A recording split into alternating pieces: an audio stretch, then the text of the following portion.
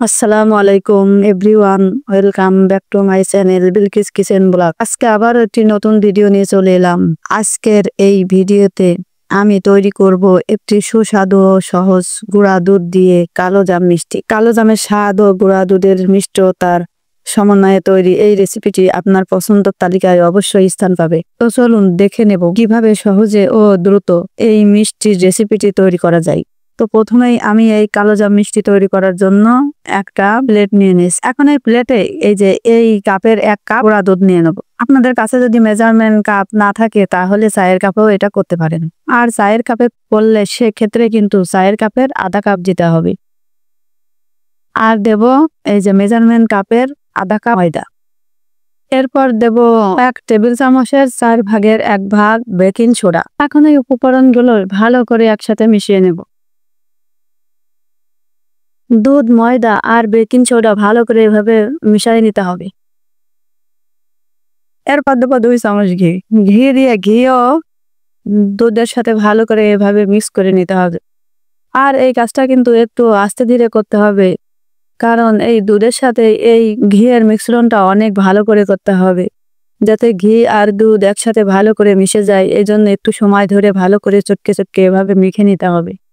আর এভাবে কিছুক্ষণ রাখতে রাখতে দেখবেন যে এক সময় এভাবে মুট করলে দলা বেঁধে আসছে।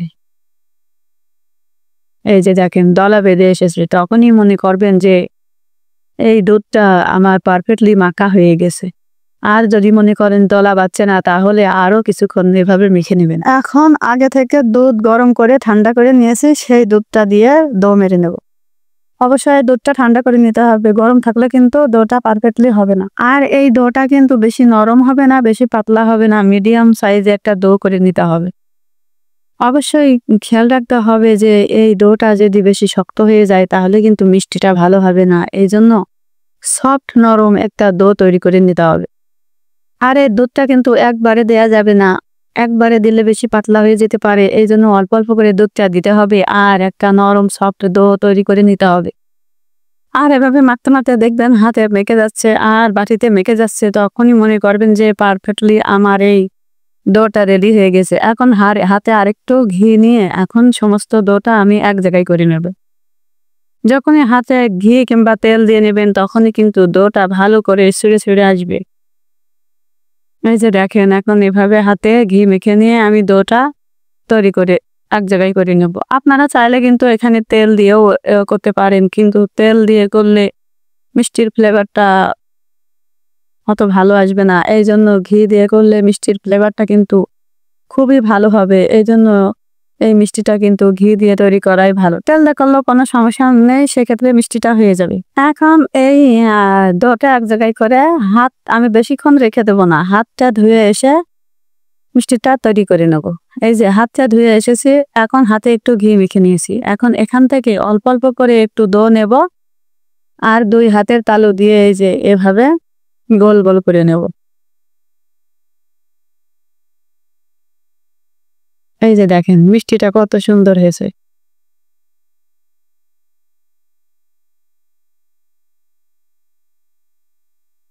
আমি কিন্তু এই মিষ্টিটা 2 রকমের করে বানাবো, গোল করে বানাবো কিছু আর লম্বা করে বানাবো কিছু।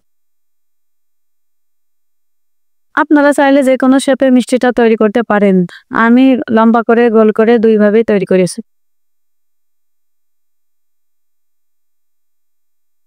প্রথমে একটু করে ডো নেব আর এই যে 2 হাতের তালু দিয়ে এরকম ঘুরিয়ে ঘুরিয়ে গোল গোল বল করে নেব। গোল গোল বল করে এই যে এভাবে একটু লম্বা লম্বা করে লম্বা শেপ দিয়ে নেবে। এই যে দেখেন একটা লম্বা মিষ্টি। এভাবে আমি গোল করে লম্বা করে সব মিষ্টিগুলো তৈরি করে নেব। এই যে দেখেন এখন সব মিষ্টিগুলো তৈরি করা হয়ে গেছে। এখন চুলায় চলে যাব। আর এই মিষ্টিগুলো যখন আমি তেলের উপরে দিয়ে ভেজে শিরার মধ্যে দেবো, তখন কিন্তু মিষ্টিগুলো আরো বড় বড় হয়ে যাবে। চুলায় একটা পাতিল দিয়ে দিয়েছি, পাতিলে পরিমাণ মতো তেল দিয়ে দিয়েছি। আর এই মিষ্টিগুলো কিন্তু ডুবা তেলে ভাজতে হবে। এরপর তেলটা একটু গরম হলে মিষ্টিগুলো দিয়ে দেবো। এই যে এখন তেলগুলো গরম হয়ে গেছে, এখন তেলটা গরম হয়ে গেছে, মিষ্টিগুলো এক এক করে দিয়ে দেবো।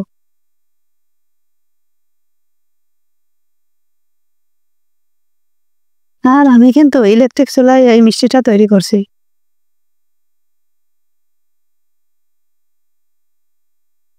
এখন সব মিষ্টিগুলো এভাবে দিয়ে দিতে হবে। মিষ্টিগুলো দিয়ে একটু এভাবে ঢাকাই দিতে হবে, তা না হলে মিষ্টিগুলো কিন্তু নিচে লেগে যেতে পারে। আর এই যে দেখেন বন্ধুরা, এভাবে ভালো করে মিষ্টিগুলো একটু উল্টাই উল্টাই দিতে হবে, তা না হলে কিন্তু মিষ্টিগুলো কড়ার সাথে লেগে যেতে পারে। এই জন্য মিষ্টিগুলো এভাবে উল্টাই উল্টাই দিতে হবে। আর এরপর মিডিয়াম আঁচে এই মিষ্টিগুলো ভেজে নিতে হবে।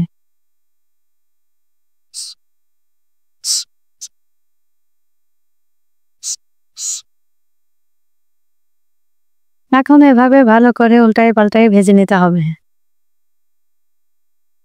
এভাবে ভালো চুলাটা মিডিয়াম আঁচে দিয়ে এভাবে ভালো করে উল্টাই পাল্টাই মিষ্টিগুলো আমি গোল কালার করে ভেজে নেব। যেহেতু কালো জাম মিষ্টি বানাবো, সেই জন্য এই মিষ্টিটা কিন্তু অবশ্যই গোল কালার করে ভেজে নিতে হবে।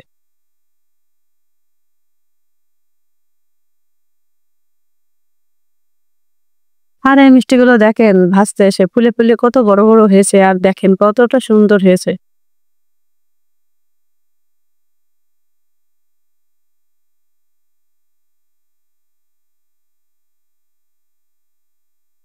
এখন এই মিষ্টিগুলো কিন্তু এভাবে অনবরত নাড়াচাড়া করতে হবে, তা না হলে কিন্তু এক পাশে কালার আসবে আর এক পাশে কালার আসবে না। এই জন্য এই টাইমটা কিন্তু অনবরত এভাবে নাড়াচাড়া করে দিতে হবে।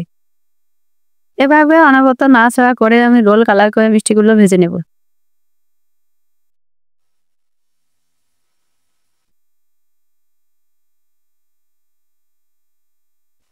এখন এই যে দেখেন মিষ্টিগুলো ভাজা হয়ে গেছে, উঠাই নেব।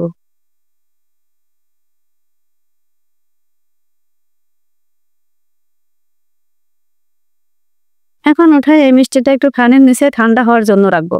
এর মধ্যে আমি চুলায় আবারও পাতিল বসিয়ে দিয়েছি। পাতিলে এই যে 1 কাপ চিনি দিয়ে দেব। 1 কাপ চিনির জন্য 2 কাপ পানি দিয়ে দেব।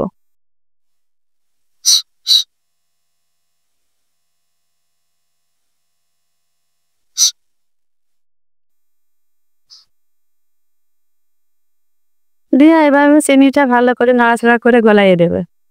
এখন এই চিনি শিরায় বলক ওঠা পর্যন্ত অপেক্ষা করব। এখন এই শিরায় বলক এসে গেছে।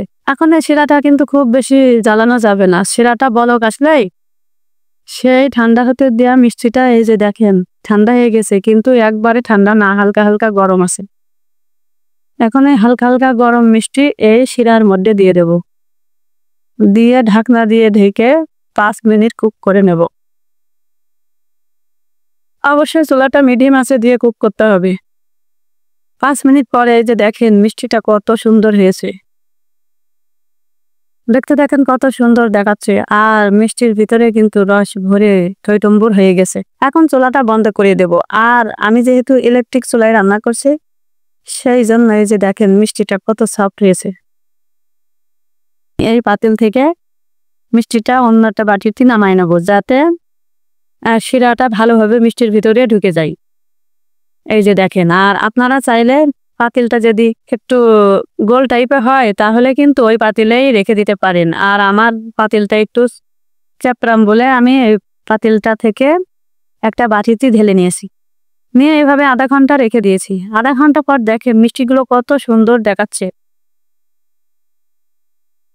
এখন এখান থেকে মিষ্টি নিয়ে কেটে আপনাদের দেখাচ্ছি। এই যে দেখেন মিষ্টিটা কত সুন্দর হয়েছে। আর এই মিষ্টির ভিতরে দেখেন রস কত সুন্দরভাবে ভরেছে, দেখেন কতটা সফট হয়েছে। প্রত্যেকটা মিষ্টি কিন্তু একই রকম হয়েছে, দেখেন কতটা সফট হয়েছে আর কতটা রস ভরেছে। এখন এর মিষ্টিটা কেটে দেখাচ্ছি। এই যে দেখেন, তো দেখেন বন্ধুরা মিষ্টিটা কতটা সুন্দর হয়েছে, কতটা সফট হয়েছে। এই যে দেখেন, আর ভিতরটা দেখেন রসে টই টই টম্বুর হয়ে গেছে। আর এই মিষ্টিটা দেখতে যেমন সুন্দর হয়েছে, খেতে কিন্তু অসম্ভব মজা হয়েছে। দোকানের মিষ্টিকেও হার মানিয়ে দেবে। এই যে দেখেন কতটা সুন্দর হয়েছে, আর ভিতরটা দেখেন কতটা রসে টইটম্বুর হয়ে গেছে। তো আশা করছি আমার এই গুঁড়া দুধের কালোজাম মিষ্টি বানানোর রেসিপিটি আপনাদের ভালো লেগেছে। তো আজকের মতো এখানেই শেষ করছি। যে যেখানে আছেন ভালো থাকেন, সুস্থ থাকেন। আল্লাহ হাফেজ।